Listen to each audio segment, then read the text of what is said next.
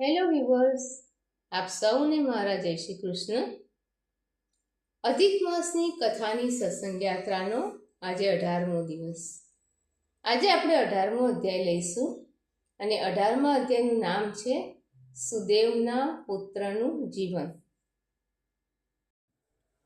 નારદે પૂછ્યું, હે તપના ભંડાર શ્રી નારાયણ, તે પછી સાક્ષાત ભગવાન વાલ્મીકી ઋષિએ દ્રઢધન્વાને શું કહ્યું હતું તે આપ કહો. શ્રી નારાયણ બોલ્યા, રાજશ્રી પોતાના પૂર્વજન્મનું એ વૃત્તાંત સાંભળી આશ્ચર્ય પામ્યો. તેણે મુનિશ્રેષ્ઠ વાલ્મીકીને પૂછ્યું. રાજા બોલ્યો, હે બ્રાહ્મણ, આપનું સુંદર વચન અમૃત જેવું નવું નવું લાગે છે. તે પી પીને હું તૃપ્ત થતો નથી, સાંભળતા ધરાતો જ નથી. માટે તે પછી જે બન્યું હોય તે હજી આપ મને કહો. વાલ્મીકી બોલ્યા, હે રાજા, બ્રાહ્મણ સુદેવ એમ વિલાપ કરી રહ્યો હતો. તેવામાં ચોમાસાનો સમય ન હતો, છતાં ઓચિંતો 10 દિશાઓને ગજાવતો વરસાદ ચડી આવ્યો. પર્વતોને જાણે કંપાવતો હોય તેવો કઠોર સ્પર્શવાળો વાયુ વાવા લાગ્યો. વીજળીઓના મોટા મોટા ઝબકારા થઈ રહ્યા અને કડાકાથી દિશાઓ વ્યાપ્ત બની. 1 મહિના સુધી વરસાદ વરસ્યા જ કર્યો. પૃથ્વી જળથી ભરાઈ ગઈ. છતાંય પુત્રના શોકરૂપી અગ્નિથી તપી ગયેલા એ સુદેવને કંઈ જ ખબર પડી નહીં. તેણે ખાધું નહીં, પીધું નહીં. એ તો ઓ પુત્ર, ઓ પુત્ર એમ જ બોલ્યા કરતો, વિલાપ કર્યા કરતો હતો. એમ તે વેળા તેનો જે મહિનો વીતી ગયો હતો તે શ્રી કૃષ્ણ ભગવાનને પ્રિય એવો પુરુષોત્તમ માસ હતો. તેથી અજાણતા પણ તેનાથી એમ પુરુષોત્તમ માસનું વ્રત સેવન થઈ ગયું. એના એ વ્રત સેવનથી અત્યંત પ્રસન્ન થઈ શ્રીહરિ પોતે પ્રગટ થયા. તે નવા મેઘ જેવા શ્યામ હોય વનમાળાથી શણગારેલા હતા. જગતના નાથ એમ પ્રગટ થયા ત્યારે વરસતા વાદળા વિખરાઈ ગયા. તેથી એ બ્રાહ્મણે પુરુષોત્તમ શ્રી કૃષ્ણના દર્શન કર્યા. એટલે તરત જ ખોળામાં રાખેલું પુત્રનું મળદું તેણે જમીન પર મૂકી દીધું અને પત્ની સાથે હર્ષથી શ્રીહરિને દંડવત પ્રણામ કર્યા અને 2 હાથ જોડી શ્રીહરિની આગળ તે ઊભો રહ્યો અને શ્રી કૃષ્ણ જ મારું શરણ હો એમ તેણે ચિંતવવા માંડ્યું. ભગવાન પણ પુરુષોત્તમ માસના તેના સેવનથી ઘણા પ્રસન્ન થયા હતા. એથી શ્રેષ્ઠ અમૃતને વરસતી મધુર વાણી બોલ્યા. શ્રીહરિ બોલ્યા, હે સુદેવ, તું ધન્યવાદને પાત્ર છે. હવે તું ભાગ્યશાળી થયો છે. તારા ભાગ્યનું વર્ણન કરવા 3 ભુવનમાં કોણ સમર્થ છે? હે પુત્ર, તારું જે ભવિષ્ય છે તે હું તને કહું છું તે તું સાંભળ. હે તપોધન, હે બ્રાહ્મણ, તારો આ પુત્ર 12,000 વર્ષના આયુષ્યવાળો થઈ જીવતો થશે. હવે પછી તારા સંબંધી પુત્રથી થતા સુખ માટે સંદેહ રહ્યો નથી. કારણ કે હે ઉત્તમ બ્રાહ્મણ, મેં પ્રસન્ન થઈ તને આ પુત્ર આપ્યો છે.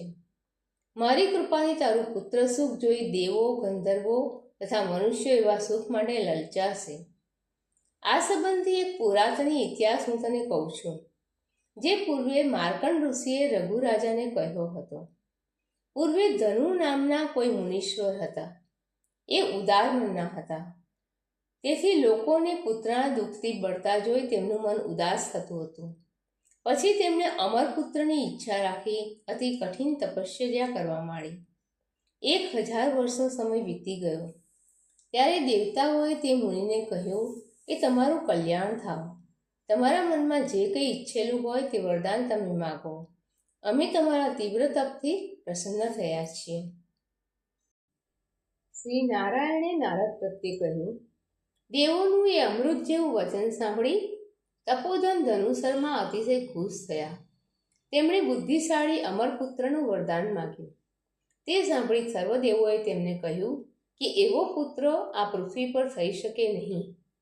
ત્યારે ફરી એ મુનિએ દેવોને કહ્યું કે તો પછી અમુક વસ્તુ રહે ત્યાં સુધી જીવનારો નિમિત્તાયુષ પુત્ર મને આપો. એટલે દેવોએ કહ્યું કે નિમિત્ત કયું છે તે તું અમને કહે. ત્યારે મુનિએ કહ્યું કે પેલો મોટો પર્વત જ્યાં સુધી રહે ત્યાં સુધીના આયુષ્યવાળો પુત્ર તમે મને આપો. એટલે બહુ સારું એમ કહી તે વરદાન આપી ઇન્દ્ર સહિત સર્વદેવો સ્વર્ગમાં ગયા અને ધનુસર્માએ પણ થોડા સમયમાં તેવો પુત્ર પ્રાપ્ત કર્યો. આકાશમાં જેમ ચંદ્ર વધે તેમ તેમનો એ પુત્ર વધવા લાગ્યો. પછી તે પુત્રને 16મું વર્ષ બેઠું. ત્યારે મુનીશ્વરે તેને કહ્યું કે હે પુત્ર, તારે કોઈ પણ મુનિનું કદી અપમાન કરવું નહીં, એમ તેને શિખામણ આપી. છતાં તે છોકરાએ દરેક મુનિઓને કંટાળો આપવા માંડ્યો. પોતે નિમિત્તાયુષ હતો, તેથી બળ વડે છકી જઈને તેણે મુનિઓનું અપમાન કરવા માંડ્યું. એક વખત મહિષ નામના અતિ ક્રોધી સ્વભાવના મુનિ ઉત્તમ શાલિગ્રામની વિધિપૂર્વક પૂજા કરતા હતા. તે વેળા તેમની પાસે જઈ પેલા છોકરાએ તે શાલિગ્રામને એકદમ ઉઠાવી લીધા અને પોતાની ચપળતાને લીધે હસતા હસતા પાણીથી ભરેલા એક કૂવામાં ફેંકી દીધા. એ કારણથી મહેશ મુનિ બીજા કાળરુદ્રની પેઠે ક્રોધથી વ્યાપ્ત બન્યા. તેમણે ધનુશર્માના એ પુત્રને શાપ દીધો કે આ છોકરો આજે જ મરણ પામો, પરંતુ તે છોકરો મર્યો નહીં. તે જોઈ મહેશ મુનિએ તેનું કારણ મનમાં વિચારવા માંડ્યું, જેથી તેમને જણાયું કે દેવોએ ધનુશર્માના આ છોકરાને નિમિત્તાયુષ બનાવ્યો છે. એમ વિચારમાં પડેલા તે મુનિએ જલ્દી નિશાસો મૂક્યો, એટલે તેમાંથી કરોડો પાડા ઉત્પન્ન થયા અને તેઓએ પેલા પર્વતના ટુકડે ટુકડા કરી નાખ્યા. પછી તે જ સમયે અતિ ઉદ્ધતે મુનિપુત્ર મરણ પામ્યો. ત્યારે ધનુશર્માએ અતિશય દુઃખને લીધે વારંવાર વિલાપ કર્યો અને ખૂબ વિલાપ કર્યા પછી પુત્રના મરેલા શરીરને લઈને તેના દુઃખથી અત્યંત પીડાઈ તેની સાથે ચિતાના અગ્નિમાં પ્રવેશ કર્યો. એમ જેઓ હઠથી પુત્ર પ્રાપ્ત કરે છે તેઓ કદી પણ સુખ પામતા નથી. છતાં હે તપોધન, ગરુડે તને જે આ પુત્ર આપ્યો છે તેથી લોકમાં તું ઈચ્છવા યોગ્ય પુત્રવાળો થઈશ. કારણ કે હે નિર્દોષ, પુરુષોત્તમ માસના મહાત્મ્યથી પ્રસન્ન થયેલા મેં જ આ પુત્રને ઘણા લાંબા આયુષ્યવાળો બનાવ્યો છે. તેથી તને એ સુખદાયી થાવ. આ પુત્રની સાથે સર્વકાળ અતુલ ગૃહસ્થાશ્રમનું સુખ ભોગવ્યા પછી તું બ્રહ્મલોકમાં જઈશ અને ત્યાં દેવતાએ 1000 વર્ષ સુધી મોટું સુખ ભોગવી પાછો પૃથ્વી પર આવીશ. હે ઉત્તમ બ્રાહ્મણ, તે વખતે તું ચક્રવર્તી રાજા થઈશ અને દર્દધન્વા એવા નામે પ્રખ્યાત થઈ 10,000 વર્ષ સુધી પૃથ્વીના રાજ્યને ભોગવીશ. એ વખતે તારું બળ તથા ઐશ્વર્ય અખંડ રહી ઇન્દ્રપદ કરતાં પણ અધિક થશે અને તારી આ પત્ની ગૌતમી તારી રાણી થશે. તેનું નામ ગુણસુંદરી પડશે અને તે પતિ સેવામાં તત્પર રહેશે. વળી તે વેળા તને 4 પુત્રો પ્રાપ્ત થશે. તેઓ રાજનીતિમાં કુશળ થશે. તે ઉપરાંત એક કન્યા થશે, તે પણ મહાભાગ્યશાળી, ઉત્તમ શીલવાળી અને અતિ સુંદર મુખવાળી થશે.